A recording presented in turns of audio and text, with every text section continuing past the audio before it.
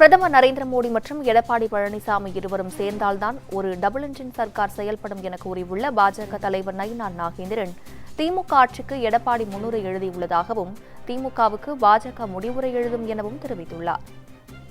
அண்ணன் எடப்பாடி அவர்கள் வருகிற ஏப்ரல் மாதம் 10ஆம் தேதி தேர்தல் நடைபெற இருக்கிறது. அண்ணன் எடப்பாடி அவர்கள் தேசிய ஜனநாயக கூட்டணி தலைவராக இருக்கிறார். எத்தனை பேர் கூட்டணி என்பது முக்கியமல்ல, எப்படிப்பட்ட கூட்டணி என்பதுதான் முக்கியம். இந்த கூட்டணி தான் வெற்றி பெறக்கூடிய கூட்டணி, உறுதியான கூட்டணி. எல்லா காலங்களிலும் மத்தியிலும் மாநிலத்திலும் இது ஆட்சி செய்யக்கூடிய கூட்டணியாக இருக்கிறது. மத்தியிலே பாரத நரேந்திர மோடி அவர்கள், தமிழகத்திலே அண்ணன் எடப்பாடி அவர்கள் இருவரும் சேர்ந்தால்தான் ஒரு டபுள் இன்ஜின் சர்க்கார் அது செயல்படும். அது டபுள் இன்ஜின் சர்க்கார் செயல்பட்டால்தான் மத்தியிலிருந்து நிதி வரும். மத்தியில் உள்ள நிதியை மாநிலத்திற்கு பெற்று தந்து, எப்படி அண்ணன் எடப்பாடி அவர்கள் 40,000 கோடி ரூபாய் தமிழகத்திற்கு பெற்று தந்தார்களோ அதே மாதிரி வருகின்ற காலங்களில் எல்லா திட்டங்களுக்கும் மத்தியிலிருந்து நிதியை வாங்கி தருவோம்.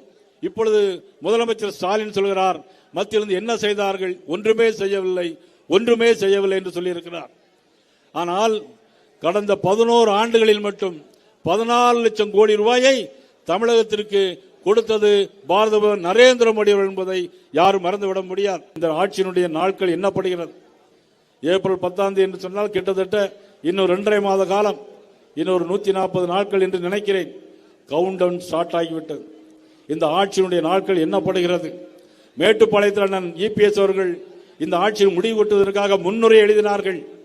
பாரதிய ஜனதா கட்சி அதற்கு முடிவுரை எழுதும்.